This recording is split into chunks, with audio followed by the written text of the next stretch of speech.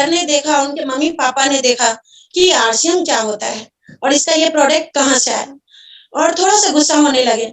उन्होंने बोला कि हमने तो कैंटीन का सामान दिया था, जैसे लक्स है या हमाम है या जो भी है, अभी तो बाहर का सामान याद भी नहीं है कि ओरिजिनल में उसका नाम क्या है, 2-4 का नाम है जो मैंने बोल दिया। और आरसीएम का जो सारा सामान था, उसको पैक करके सर ऊपर रख दिए कार्टून में, क्योंकि वो यूज़ करना अलाउ नहीं था। सर ने कहा कि हम सब इसको हाथ भी नहीं लगाएँगे। मैंने कहा आप नहीं लगाएँगे, लेकिन मेरे मायके से मिला है और सब जानते हैं कि जो मायके से कुछ भी छोटा-सा मिले, तो कितना महत्वपूर्ण होता है। ठीक वैसे ही मैंने, सर मैं यूज़ कर लेती हूँ। सर ने कहा कोई ज़रूरत नहीं है, आप भी यूज़ नहीं करेंगे, इसको ऐसे ही रहने दो। मैंने कहा चलो ठीक है। उसके बाद मेरा लड़का हुआ 2006 का अगस्त में, नवंबर में मुझे फिर से बोकारो आना था और मैं यहाँ आने के लिए तैयारी कर रही थी शाम को। उसके टाइम में 2 अपलाइन का आगमन होता है मेरे घर में। एक अपलाइन जो कि हमारे बीच में नहीं है, स्वर्गीय तेज बहादुर कार्की सर, मैं उनको नमन करती हूँ। आज उनकी वजह से आरसीएम में हूँ। और एक upline mister Rinku Raj Sharma sir, जो कि इस प्लेटफ़ॉर्म से मुझे सुन रहे हैं, सर को मैं धन्यवाद देती हूँ कि वो आरसीएम को लेके आए, तभी मैं आज इस लायक बनी कि अपराजिता टीम में हूँ और बोलने लायक भी हूँ। तो उस दिन सर आए और उस टाइम में बिहार में ऐसा प्रचलित नहीं था कि नई बहू वहाँ पे जाए और उनसे बात करे या हँसी-मज़ाक जो भी करे, कुछ भी नहीं था। चाय-पानी, नाश्ता लेके जाओ और वहाँ रख के आप वहाँ से चली जाओ। तो मैं वहाँ से चली गई। सर के जाने के बाद मैंने पूछा अपने सर से कि आपने क्या सोचा, आरसीएम करना है? तो बोलते माथा खराब है, आरसीएम में कोई करने वाली चीज़ है? नहीं करनी। सर उस टाइम में कोचिंग चला रहे थे। तो सर ने ऐसा बोल दिया कि मैं वो जान-पहचान के थे, मैंने टाल दिया उनको। मैं बोली चलो ठीक है, कोई बात नहीं। फिर दूसरे दिन हम झारखंड आ गए, छोटे से बच्चे को लेके। जब मैं यहाँ पे रहने लगी, लगभग 1 महीना रहना था, सर वापस आसाम गए और संजोगवश 1 जनवरी 2007 को सर मंदिर में थे, काली मंदिर में। और जैसा कि हम सब जानते हैं, आरसीएम खुद की मर्ज़ी से नहीं करते, आरसीएम परमात्मा की मर्ज़ी से होता है। और जिसने भी ये परमात्मा रूपी प्रसाद आरसीएम को ग्रहण किया है और दिल से किया है, तो आज हमारे जैसे यहाँ पे इस प्लेटफ़ॉर्म पे होंगे, बोलने लायक, बुलवाने लायक और किसी न किसी मुकाम पे होंगे। ठीक सर ने वहाँ पे उनको मतलब ना करने का कोई गुज़ारा नज़र नहीं आया। उन्होंने बोल दिया कि सर मैं पैसा तो नहीं लाया, 1000 ही लाया हूँ, जॉइनिंग कैसे होगी? तो रिंकू सर समझ गए, शायद अभी भी वो आनाकानी कर रहे हैं। सर ने बोल दिया कि चलो ठीक है सर, 500 मैं मिला देता हूँ। सर की जॉइनिंग हो गई। शाम को आके मुझको फ़ोन कर रहे हैं कि मैंने आरसीएम जॉइन कर लिया। मैं बोली अच्छी बात है, आरसीएम तो मुझे पता है। तो बोलते हैं माथा खड़ा मत करो, मैंने मर्ज़ी से जॉइन नहीं किया, मजबूरी से जॉइन किया है और अगले महीने मेरा भाई का शादी है, मैं उसमें ये प्रोडक्ट को यूज़ कर लूँगा। मैं बोली चलो जैसी आपकी इच्छा। क्योंकि मैं शुरू से ये जानती थी कि सर मेरे से दिमाग में ज़्यादा हैं, वो जो भी करेंगे बेटर ही करेंगे। तो मैंने भी कुछ नहीं बोला। फिर फरवरी में हम लोग गाँव आ गए देवर का शादी में और वहाँ पे सर प्रोडक्ट लेके आ गए कि काम आ जाएगा। लेकिन वहाँ पे कुछ ऐसा हुआ, बोलते हैं ना कहीं न कहीं चेंजिंग पॉइंट, टर्निंग पॉइंट आता है, जिसको देख के आपका जीवन में भी कुछ ऐसा होता है, जहाँ से आपका दिशा और दशा दोनों ही चेंज हो जाता है। तो सर वहाँ पे देखिए कि बहुत लोग तो मुझसे आरसीएम आरसीएम सुन रहे हैं। पटना में प्रोग्राम हो रहा था, प्रोग्राम में लोग जा रहे हैं। सर ने बोला ये सब क्या है? तो लोग बताने लगे कि आरसीएम बहुत नया आया है और बहुत लोगों के बीच में है, बहुत अच्छा है, हम लोग कर रहे हैं। नमक हल्दी खाने से अगर पैसा आ रहा है, तो अपने बाप का क्या जा रहा है? तो सर को ये बात कहीं न कहीं दिल को छू गया। फिर हम लोग यहाँ आसाम आए, वहाँ पे मार्च में जो उस टाइम के जो होस्टिंग लीडर होंगे, उन्होंने एक प्रोग्राम को ऑर्गेनाइज़ किया था, महावीर प्रसाद सर का, महावीर सारंग सर का। उन्होंने जब उस प्रोग्राम को देखा और हम पूरे फैमिली के साथ गाड़ी भर-भर के लोगों को लेके जाके, जबकि जॉइनिंग का सिर्फ 1 महीना ही हुआ था, लेकिन उस प्रोग्राम को देखने के बाद हमारे जीवन में भी बहुत बड़ा टर्निंग पॉइंट आया। सर ने बताया मैं टेक्निकल पे हूँ, 35 से 40 हज़ार महीना ले रहा हूँ और मैं इतनी उम्र का हूँ। तो मेरे सर ने अपना, जैसा कि मैथमेटिक्स टीचर है ये, मैथमेटिक्स ऑनर्स है उनका, उन्होंने अपना फ़ॉर्मूला लगाना शुरू कर दिया कि जब ये टेक्निकल पे और इतने यंग लड़का ये कर सकते, तो मैं क्यों नहीं कर सकता? उसके बाद दोबारा फिर कभी किसी भी वैकेंसी को उन्होंने न देखा, न किया। जी-जान से लग गए। लग तो गए, अभी देखो लोगों का काम। बोलते हैं ना लोगों का काम है कहना, या कुछ तो लोग कहेंगे। क्योंकि सर का पापा जॉब होल्डर और सर घर के बड़े बेटा, उन्होंने जब तेल साबुन का व्यापार किया, तो आपको क्या लगता है? लोग ने तालियां बजाई या लोग ने बहुत शाबाशी दिया कि अच्छा हुआ मुकेश चौधरी ने तेल साबुन बेचना शुरू कर दिया? नो माय डियर फ्रेंड्स, लोगों ने बहुत कुछ कहा। यहाँ तक कि लोग ने उनके पापा को कहना शुरू कर दिया कि चौधरी जी, ये क्या आपका लड़का तो तेल साबुन का व्यापार कर रहा है। उनकी मम्मी ने कहना शुरू कर दिया कि अब यही दिन देखना बाकी रह गया था कि तू तेल साबुन का व्यापार कर। सर फिर भी किसी का नहीं सुने, और मम्मी पापा तो यहाँ तक कहने लगे कि लोगों का बेटा दिल्ली मुंबई जाता है और 10,000 कमा के लेके आता है, तू आरसीएम करके करेगा क्या? अपनी बीवी बच्चे का पेट भर लेगा, वही बहुत बड़ी बात है। फिर भी सर किसी का नहीं सुने, और उस टाइम में मेरे ससुर का रिटायरमेंट हो गया था और सास ससुर गुस्से से बिहार शिफ्ट हो गए, ये सोच के कि मेरे पीछे बेटा बहू दोनों आ जाएंगे और आरसीएम नाम का भूत इनके ऊपर से उतर जाएगा। लेकिन सर ने ऐसा नहीं किया। फिर उन्होंने क्या किया, उनके मम्मी पापा ने एक रूम भाड़ा कर दिया, मेरे रिलेटिव का था, मौसा ससुर लगते थे, 10 बाय 10 का एक कमरा था। उसी एक कमरे में रहना, सोना, खाना बनाना सब कुछ, और एक छोटा सा लड़का मेरे गोदी में। सर फिर भी ना दिन देखे ना रात देखे, और अगर बोला जाए कि बाप का दौलत वहां पे था, तो बाप का दौलत के नाम पे एक चौकी था और एक पुरानी साइकिल थी और एक छोटा सा छोटा मोटा किचन का जो भी सामान होता है वो छोड़ के सर आ गए।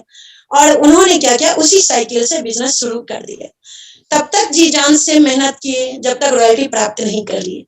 रॉयल्टी उन्होंने प्राप्त कर लिया, उसी टाइम में मेरी बेटी पेट में थी और मैं बहुत ज्यादा बीमार थी क्योंकि गॉल ब्लैडर स्टोन हो चुका था, और जानते हैं कि जिसके शरीर में एक बार बीमारी घुस गई उसका क्या अवस्था होगा।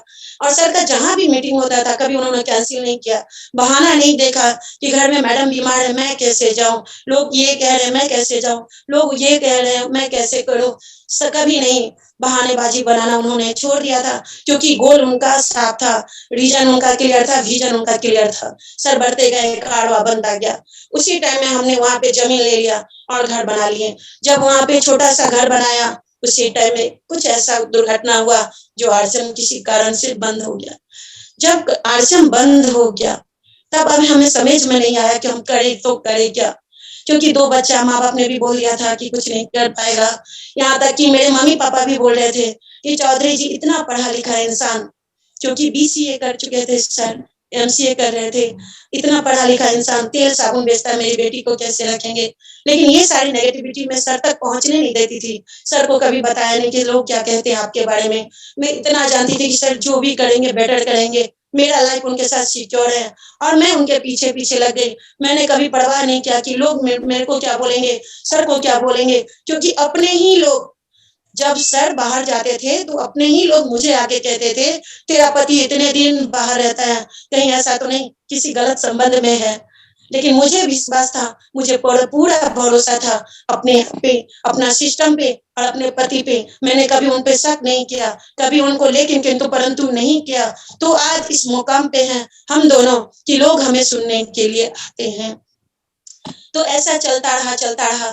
फिर रॉयल्टी आने के बाद जब आरसीएम खुला तो हम लोगों ने जश्न मनाया। उस आंदोलन, जब उस बीच में आंदोलन हुआ था, उस आंदोलन में शामिल होने का मेरा हस्बैंड को मौका मिला, वो शामिल भी हुए। फिर आरसीएम खुलने के बाद हमने सेकेंड हैंड बाइक ली और बाइक से बिजनेस को स्टार्ट किया। जब बिजनेस स्टार्ट हो चुका था फिर हमने न्यू बाइक लिया, और उसके बाद हम बढ़ते रहे, कारवा बनती गई, हम बढ़ते रहे, कारवा बनती गई। बढ़ते बढ़ते बढ़ते हम लोगों ने पहले छोटे से स्कूल से शुरुआत किया था बच्चे को पढ़ाना। जब बच्चे को छोटे से स्कूल से पढ़ाना शुरू कर दिया, बिजनेस आगे बढ़ा, वहां से हटाए, अच्छे स्कूल में डाला, क्योंकि हमारा सिस्टम क्या कहता है, खुद को अपडेट करते रहे, अपग्रेड करते रहे। जब तक हम अपने आप में चेंजिंग नहीं लाएंगे, हम पहले जैसा ही लेंदी पेंदी जैसे होके रहेंगे, लोगों को विश्वास नहीं होगा कि किसी अच्छे प्लेटफॉर्म में है आप। लोग हमें देख के हमारा आइडेंटिटी करते हैं कि ये भी अच्छे सिस्टम से जुड़ी है, कुछ ऐसा कर रही है जो जिस बोलने के लहजे से आपको लगना चाहिए कि आप किसी अच्छे फील्ड में हो। आपका बॉडी लैंग्वेज से पता होना चाहिए कि आप कुछ कर रहे हो। जैसे तैसे कट रहा है जिंदगी, कर रहे हैं, ऐसा नहीं करना चाहिए। आज मैं जहाँ खड़ी हो जाती थी, लोग बोलते थे इसके पति सरकारी नौकरी में है क्या, लेकिन मैं वहां पे बोलती थी नहीं, मेरे पति आरसीएम करते हैं। तो लोग इस तरह से सुनते थे, ओ आरसीएम, मतलब ऐसा लगता था, ऐसे निगाहों से देखते थे जैसे हम किसी का मर्डर करके आए हैं और जेल से आए हैं। आरसीएम, ओ नमक हल्दी वाला काम। लेकिन आज जो लोग देखते हैं तो बोलते हैं कि ये देखो आरसीएम। एक समय ऐसा भी था जब जहाँ हम जिस रास्ते से गुजरते थे तो लोग बोलता था आरसीएम जा रहा है, आरसीएम खा रहा है, आरसीएम नहा रहा है। सर को गुस्सा आता था कि आरसीएम आरसीएम नाम रख दिया था लोगों ने, लेकिन हम कहते थे कि सर आरसीएम नाम दिया है, कोई गुनाह नहीं किया हमने, और ये हम कर रहे तभी तो नाम दिया है। यही लोग हैं जो हमारी पहचान को बढ़ा रहे हैं। आज का टाइम है जो घर में आटा हो या ना हो डाटा जरूर रहता है। कोई ना कोई किसी ना किसी मकसद से आप कहीं भी बोल रहे हो डाटा के माध्यम से आपको शो किया जाता है। लेकिन उस टाइम में ऐसा था कि लोग आपके नाम से वहां पे जबरदस्ती शो करवा रहे थे कि ये देखो आरसीएम। अच्छा था उस टाइम में गूगल नहीं था ना, ये डाटा वाली मोबाइल नहीं थी। हमारे टाइम में तो आटा भी नहीं था आरसीएम में और डाटा भी नहीं था मोबाइल में जो लोगों को इस तरह से दिखा दे। अरे काम तो पहले होता था जो हमारे अपलाइन बोलते हैं कि कुछ भी प्रोडक्ट नहीं था फिर भी हम रॉयल्टी टेक्निकल पे हैं। आज तो जो भी चाहिए, क्या-क्या चाहिए वो बताइए, सारा प्रोडक्ट हमारे पास रखा हुआ है, बस हमको लगना है और करना है। जब सर अकेले जाते थे तो लोग मुझे आके ताना मारते थे, लेकिन जब हम दोनों साथ में निकलते थे, बच्चे को घर में छोड़ के जाते थे, तो भी लोग बोलते हैं कि आपके मम्मी-पापा, कोई दूसरा नहीं बोलता है सर और मैडम, कोई दूसरा नहीं बोलता, अपने ही बोलते हैं। क्योंकि बोलता है ना कि मेरी कश्ती थी डूबी वहाँ जहाँ पानी कम था, गैरों में कहाँ दम था, है ना? कि लोग नहीं बोलते, आपके अपने ही बोलते हैं कि आरसीएम कर रहा है ना, भटकता है। लेकिन आज ये आरसीएम की देन है जो मैं फ्लाइट में बैठती हूँ, दिल्ली, मुंबई, कलकत्ता, पटना अभी आम बात हो गया है। अभी जहाँ भी जाओ आप घूम सकते हो। फैमिली सिक्योरिटी, इनकम के नाम पे सुरक्षा है, बच्चों के नाम पे सुरक्षा है, क्योंकि अगर बच्चे भी घर में है ना, उन्हें पता है मम्मी-पापा अच्छे स्टेज पे हैं, वो जो परफॉर्म कर रहे हैं बच्चे भी गर्व करते हैं। आज मेरा बच्चा गुवाहाटी का किसी भी लोग से आप पूछ लो कि मेरे बच्चे कौन से कॉलेज में हैं, तो आज मैं सीना तान के बोलती हूँ कि जो लोग सोचेंगे उस कॉलेज में देने के लिए, मेरा बच्चा आज उस कॉलेज में है। किसके बदौलत? आरसीएम की बदौलत। आज लोगों को सोचना पड़ रहा है। जिस टाइम में मैंने स्कूल में दिया था दोनों बच्चों को, लोगों को औकात नहीं था वहां तक पहुंचने का, लेकिन आज हमें देखी पूरा बस भर के वहां पे जाते हैं, लेकिन वो कॉलेज में डालने का हमारी भी हैसियत नहीं होती अगर हम आरसीएम में नहीं होते। और प्रोडक्ट के नाम पे बोलूं, आज मैं अगर इस आरसीएम में नहीं होती तो शायद मैं महीने में 30 दिन अगर होता है तो 31 दिन में किसी हॉस्पिटल में होती। और ऐसा हुआ भी था मेरे पास। मैंने स्टार्टिंग में बोला था कि मेरा गॉल ब्लैडर का ऑपरेशन हुआ था। अगर मैं बात करूं 19 साल में शादी हो गई, 20 साल में लड़का हो गया, 22 साल में लड़की हो गई। उसी 22 साल के दौरान मेरा दो ऑपरेशन हुआ, 15 दिन के अंदर मेरा दो ऑपरेशन, लड़की बड़े ऑपरेशन से, फिर मेरा गॉल ब्लैडर का निकाला गया। आप सोच सकते हैं 2 साल के अंदर अगर 3-3 ऑपरेशन हो जाए तो उस आदमी का क्या औकात होगा।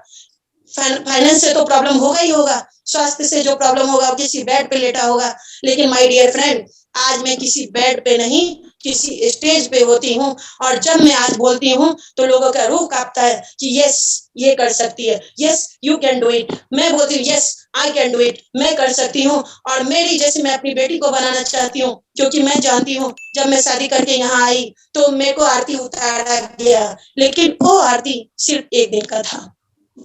क्योंकि बहू अपने पीछे बहुत सारा दहेज लेके आती है तो आरती किया जाता है, और हम नादान बहू समझते हैं कि आज सास मेरी आरती कर रही है, लेकिन बाद में पता चला तो मेरी आरती नहीं, पीछे जो फर्नीचर हो या कपड़े हो या जो भी सामान हो उसकी आरती होती है। लेकिन आज मेरी बेटी 15 साल की है और मैं चाहती हूँ कि जैसे ही वो 18 साल की हो जाए उसकी मैं ज्वाइनिंग लगा दूं, ताकि जब वो अपने ससुराल जाए, बहू सास जब इसकी आरती करे ना तो पता चले कि मैं सही में बहू की लक्ष्मी की आरती कर रही हूँ। बहू के रूप में लक्ष्मी जो आई है सो आई है। हर महीने जो उसके अकाउंट में आएंगे वो लक्ष्मी जो होगी रियल में हर महीने, हर दिन, हर साल, हर घंटे सास उसकी आरती करेगी। तो मैं ऐसा चाहूंगी कि मेरी बेटी का 15 साल के बाद 18 साल में जाते ही ज्वाइन कर दूं। मेरा बेटा अगले महीने 17 का हो जाएगा, उसके बाद जब 18 का हो जाएगा मैं उसका ज्वाइन कर दूंगी। और मैं चाहूंगी कि मेरा जो जमाई हो वो भी किसी आरसीएम का स्टार सफायर हो, और ताकि मैं अपनी लड़की को तब तक उस लेवल पे पहुंचा दूं जो अपनी शादी करे इसी स्टेज पे, इस अपने जैसा किसी आरसीएम वाले से करे। क्योंकि आरसीएम वाला है तो हमें कोई चिंता नहीं कि हाँ वो सेफ है, उसका फाइनेंशियल सेफ है। क्योंकि एक समय ऐसा था, मैं बताना भूल गई, मैं शायद किसी को बताई भी नहीं थी, मैं मायके में हूँ और मेरा पूरा परिवार दूसरे कमरे में देख रहा है, मेरी मीटिंग को सुन रहा है। और मैंने कभी अपनी मम्मी को भी ये बात नहीं बताई, लेकिन ये बोलते हैं ना ये भी हमारा मायके है, तो मैं आप लोगों से शेयर करना चाहती हूँ।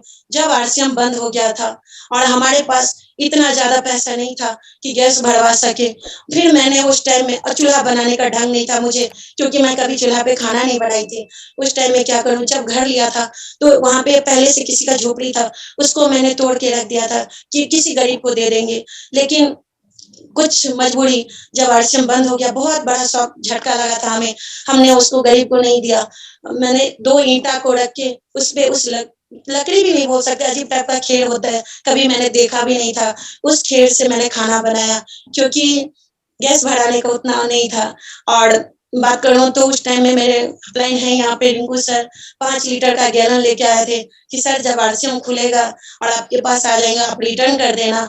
और एक और मेरे लाइफलाइन थे, उन्होंने 5 केजी का आटा दिया था, सर आप ये रखो, यूज करो, जब आरसीएम खुल जाएगा दे देना। हमने आरसीएम करने के बाद कभी पीछे पलट के नहीं देखा कि लोग क्या कहेंगे, क्योंकि इतना पता था दुनिया में सबसे बड़ा रोग क्या कहेंगे लोग। अगर लोगों का सुनती तो मैं आज यहाँ नहीं होती।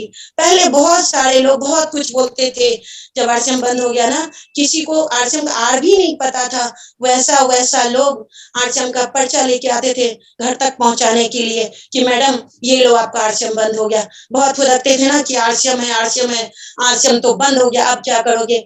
लेकिन आज वो लोग वहीं पे हैं और आज हम यहाँ हैं।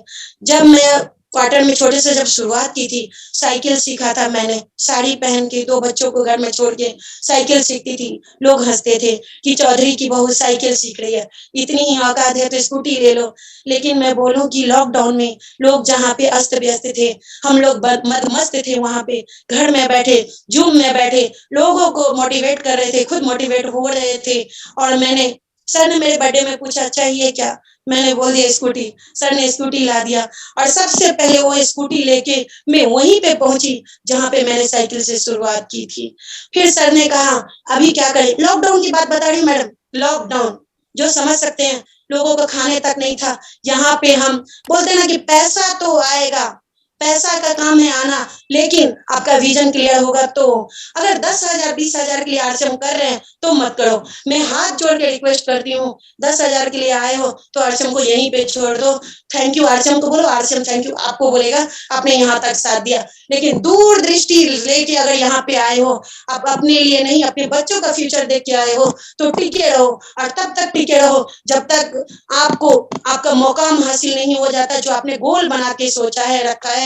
बोलते हैं ना, जिसका कोई गोल नहीं उसका कोई रोल नहीं, छोड़ दो, यहीं पे समाप्त करो काम को। लेकिन तब तक लगे रहो, आग लगा लो सीने में जब तक लाख नहीं आ जाए महीने में, लेकिन उसके लिए आपको लगे रहना पड़ेगा, लगन के साथ टिके रहना पड़ेगा। लोग सर जब अकेले जाते थे, लोग मुझे भड़काते थे, जब हम दोनों साथ में जाते हैं तो अपने ही लोग आके कहते बच्चों को कि आपके मम्मी पापा तो भटकते हैं, मम्मी पापा आपके भटकने में लगे रहते, हर महीना यहाँ वहां घूमते रहते। और सही बात है, हम भटकते हैं, मेरे बच्चे आगे जाके सेफ रहेंगे। लोग आज घर में सेफ है, उनके बच्चे भटकेंगे, ये कोई दूसरा नहीं, अपने ही रिश्तेदार हो, अपने ही समाज हो, अपने ही पड़ोसी हो, वही लोग हैं जो आपको नहीं चाहते कि आप आगे बढ़े। वो लोग ही ऐसे ऐसे कमेंट करेंगे जो आपका रूह कांप जाएगा। जब घर में आती हूँ, बच्चे बोलते हैं मम्मी ये बोल रहे थे कि आप लोग भटकने जाती हो।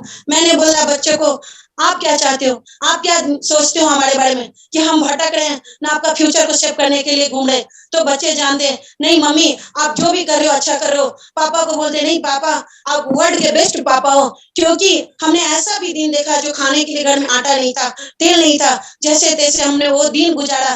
और आज कोरोना काल में मैंने जो जहां सर ने उस साइकिल से स्टार्ट किया था, पुरानी साइकिल, नई नई बात कर रही हूँ, आज मेरे घर में 2 बच्चे हैं लेकिन 3 साइकिल है। बच्चे जो बोलते हैं वो साइकिल लाके देती हूँ। मेरा स्कूटी है, बाइक है, कार है। कोरोना काल में मैंने कार लिया, वो ईंटा से शुरुआत की थी खाना बनाने का। मुझे पता नहीं था कि खाना बनता कैसे है ईंटा पे। एक बार उठ के जाती थी, चूल्हा बुझ जाता था, फिर भी बैठती थी और साड़ी पहन के, घूंघट लेके। अगर मैं अपनी पहले का फोटो बता दूं तो आप भी शर्मा जाओगे कि यही कल्पना मैडम है। लोग बोलते थे आरसीएम नहीं चलेगा, मैंने बोला आरसीएम चलेगा। लोग बोलते थे कि खामोखा इसमें फंस गया, लो क्वेश्चन वहीं पे खत्म, फंस गया। लेकिन मैं बोलती थी जो फँसता है वही इतिहास रचता है।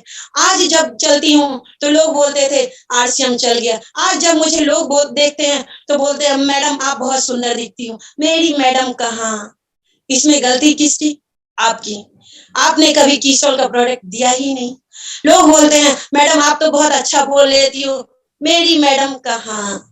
इसमें गलती किसकी? आपकी। आपने उन्हें कभी बोलने का मौका ही नहीं दिया, उस लायक समझा ही नहीं कि आपकी मैडम भी बोल सकती है। ना तो कभी मीटिंग में लेके जाते हो, ना कभी किसी के सामने बोलने का मौका देते हो और आप चाहते हो कि आपकी बीवी कल्पना मैडम जैसा बने। कैसे हो सकता है? हर लोग चाहते हैं कि उनकी बीवी सीता जैसे बने, लेकिन आप चेक करना क्या आप राम बन पाए? हर लोग चाहते हैं कि कल्पना मैडम जैसी मेरी बीवी होनी चाहिए। आप चेक करना जाके क्या आप मुकेश चौधरी बन पाए? समस्या तो है सबके साथ, बस नजरिए की है बात। नजरिया बदलो, नजारे बदलेंगे। आप अपनी दशा बदलो, दिशा बदलेंगे। सोच को बदलो, सितारे को बदल पाओगे, लेकिन करना तो पड़ेगा। आप चाहते ज्वाइनिंग हो गया, दूसरे बार दिन चेक करते हो, अपना इनको फोन करते हो, मैडम इस महीना मेरे कितने पैसे आए? काम क्या किया? जीरो। आपने 500 का परचेस कर लिया और आप चाहते हो कि 5000 मेरे अकाउंट में आ जाए। नेक्स्ट मंथ हमने बाय फोर्स जबरदस्ती 2500 पीवी में आपको लेके आ गए। दूसरे मंथ आप फोन करते हो, इस बार मेरा 2500 वापस आ गया। कभी किसी मीटिंग में आप फोन करो, इस मीटिंग में आपको आना है, लेकिन बहाना मेरे घर में गेस्ट आ गए। क्या मेरे गेस्ट नहीं है? क्या मेरे रिश्तेदार नहीं है? क्या मेरे पड़ोसी नहीं है? क्या मेरे बच्चे नहीं है? क्या मैं आज हाउसवाइफ नहीं हूँ? सब कुछ हूँ साहब, सब कुछ हूँ, लेकिन मैं अपनी प्रॉब्लम को वहां नहीं रखती जहां मेरा इंपॉर्टेंट ज्यादा है। आज मैं गर्व करती हूँ इस सिस्टम पे, गर्व करती हूँ किसी सर पे जिन्होंने हम जैसी आम महिलाओं को खास बना दिया और इस अपराजिता नाम से सम्मानित कर दिया। नहीं तो औकात नहीं थी आपकी और मेरी। एक साथ इस सिस्टम में बंधे रहो और आप अपनी वाणी, अपनी जुबानी सुना सको। दुनिया में बहुत सारे भीड़ पड़े हैं, बहुत सारी महिलाएं और जेंट्स बैठे हुए हैं, कोई किसी को नहीं सुनता। इतने टाइम नहीं है जो आपका सुने। ट्रेडिशनल मार्केट में सिखाया नहीं जाता है, हमारे पास फालतू की टाइम नहीं है आपको सुनने के लिए। लेकिन यहाँ पे सुनना है, सुनाना है, पैसे कमाना है। आज मैं आरसीएम की प्रोडक्ट की बात करूं, सारा प्रोडक्ट का टेस्टिमोनियल मैं खुद हूँ। जनवरी की बात करूं, मेरा मीटिंग था तिनसुकिया में, मेरा घुटना में थोड़ा सा पेन था। मैंने क्या किया, बीजे मंगवाया और मात्र 5 पीस खाई, मेरा घुटना ठीक हो गया। बाकी का प्रोडक्ट रखा हुआ। मेरा नर्व में इतना प्रॉब्लम था, मैं कई बार मीटिंग में बता चुकी हूँ। हर ठंडी में मेरा ब्रेन का प्रॉब्लम उखड़ जाता था। डॉक्टर बोलते थे कि एम्स में जाके आपको ऑपरेशन करना पड़ेगा। 3 ऑपरेशन पहले हो चुका है, फिर भी मैंने हिम्मत किया कि चलो कोई बात नहीं, एक बार इसका भी करवा लेंगे। लेकिन मेरे साथ प्रॉब्लम ये था कि मेरे दोनों हाथ में ऑपरेशन करना था। अभी सोचिए, दोनों हाथ में मैं ऑपरेशन करा के बैठ जाती और सर को 2 बच्चे संभालने पड़ते, बिजनेस संभालने पड़ते, क्या वो हस्बैंड सक्सेस हो सकता? नहीं। आप बीमार बीमार बीमार बीमार बीमार बोलोगे तो ऊपर वाला बोलेगा तथास्तु, तू ऐसे ही रहे। आप बोलोगे कि आप स्वस्थ हो, आप कर सकते हो, आप कर सकते हो, तो जरूर ऊपर वाला आपको तभी भी बोलेगा तथास्तु कि आप कर सकते हो। लेकिन ठानना आपको पड़ेगा, मानना आपको पड़ेगा, करना आपको पड़ेगा। क्या आप तैयार हो? अगर तैयार हैं तो ये प्लेटफॉर्म आपके लिए है। ये कल्पना चौधरी का जब भी जहां भी मदद चाहिए, जरूरत चाहिए, मैं आपके लिए सदैव तैयार हूँ। यहाँ पे मैं जानती हूँ मेरे बहुत सारे टीम बैठे हुए हैं और वो चाहते हैं कि कल्पना चौधरी जैसा बनना। लेकिन अगर आप मेरे जैसा बनना चाहते हो तो मैं आपको वेलकम करती हूँ। जहां जहां सपोर्ट लगेगा मैं वहां पे तैयार हूँ। अरे जब मेरे बच्चे 5 महीने के थे तब मैंने हार नहीं मानी। आज तो मेरा बेटा 15 साल का है और मेरे से काफी लंबा चौड़ा हो चुका है। जब आप उसको देखोगे तो आपको पता चलेगा कि ये कल्पना चौधरी का बेटा है या भाई है। आज मेरी बेटी मेरे से अच्छा आपको समझा सकती है कीसोल के बारे में, इंटीमेट वाश के बारे में, क्योंकि वो यूज करती है। अगर आपको मैंने बाय फोर्स बोल दिया, आप खरीद के घर में तो रख लेते हो, यूज नहीं करते। क्यों? आप जानते, मालूम नहीं यूज कैसे करना है। आपने खरीदा जब अपलाइन की बातों पे, अपलाइन को कॉल करो, इसको यूज कैसे करना है। लेकिन यूज करना पड़ेगा। 100% प्रोडक्ट यूज, नो एक्सक्यूज। आज मैं कीसोल की बात करूं, पहले मैं भी बहुत सी दुबली पतली और ऐसे रहती थी। आज कीसोल मेरे ऊपर चिक चिक के चिल्ला चिल्ला के बोल रहा है कि हाँ ये कीसोल का देन है। आज मेरे आईलैशेस को मेरा बेटा देखता है तो बोलता है मम्मी क्या आप नकली वाले लगाए हो? मैं बोलती नहीं, गौर से देखो, ये आरसीएम का कीसोल का प्रोडक्ट है, मस्करा है जो मेरे आईलैशेस को खूबसूरत बनाता है। आज मैं अगर खड़ी हो जाए तो लोगों को समझा सकती हूँ। मैं ब्यूटिशियन का कोर्स नहीं की हूँ, लेकिन पीक्यूसी का देन है जो मैं लोगों को समझाने लायक बन चुकी हूँ। मैं आपको हाथ जोड़ के इतना ही रिक्वेस्ट करना चाहूंगी कि आप भी आइए। आपका ये प्लेटफॉर्म दिल खोल के स्वागत करना चाहता है। ऊपर से तो ये माइका का नाम दिया गया है। मायके में सभी बेटियों का, सभी भाइयों का स्वागत है, क्योंकि यहाँ पे पिताजी के रूप में टीसी सर बैठे हुए हैं और दादू के रूप में बीसी सर बैठे हुए हैं। भाई बोलिए तो अभिषेक छाबड़ा जी बैठे हुए हैं। उनको मैं तहे दिल से नमन करना चाहती हूँ। और मुझे लगता है कि मेरा टाइम शायद हो चुका है। कभी फिर आपका प्यार और आपका आशीर्वाद रहा तो दूसरे दिन जरूर आऊंगी। और तब तक के लिए मैं सभी को नमस्कार, जय आरसीएम, सत श्री अकाल, आदाब, गोड़ लगे छी सब घुटे के। कल्पना चौधरी आपका तहे दिल से शुक्रिया अदा करती है और सभी को थैंक्स कहना चाहती है कि आप लोगों ने मुझे सुना, इतना टाइम दिया, इतना खूबसूरत सिस्टम में ला के बैठा दिया। क्योंकि बाहर में अगर रहती तो मैं इस लायक नहीं थी कि आप लोगों के सामने 2 शब्द भी बोल सकूं। और शुरुआत से अगर बात किया जाए तो हमारे यहाँ पे जो कथारा में है उनको पता है, बहू बेटी को इतना ज्यादा छूट नहीं था कि बाहर जाके कुछ कर सके। लेकिन बोलने की जो कला है ना, मुझे छोटे से बोलना बहुत अच्छा लगता था और मेरे मम्मी पापा बोलते थे बहुत बोलती है, लड़कियों को इतना नहीं बोलना चाहिए। लेकिन उस टाइम भी मैं बोलती थी कि मैं एक दिन बोलूंगी हजारों के बीच में और लोग मुझे सुनेंगे। उस टाइम में मम्मी पापा को विश्वास नहीं होता था, मुझे भी विश्वास नहीं होता था कि मैं बोल क्या रही हूँ। लेकिन आज वो दिन सच हो गया और शुक्र है कि शुक्रवार है। 21 साल से मैंने इस बिजनेस को ज्वाइन किया, आज 221वां दिन में मेरा स्टोरी आपके सामने आया। Thank you so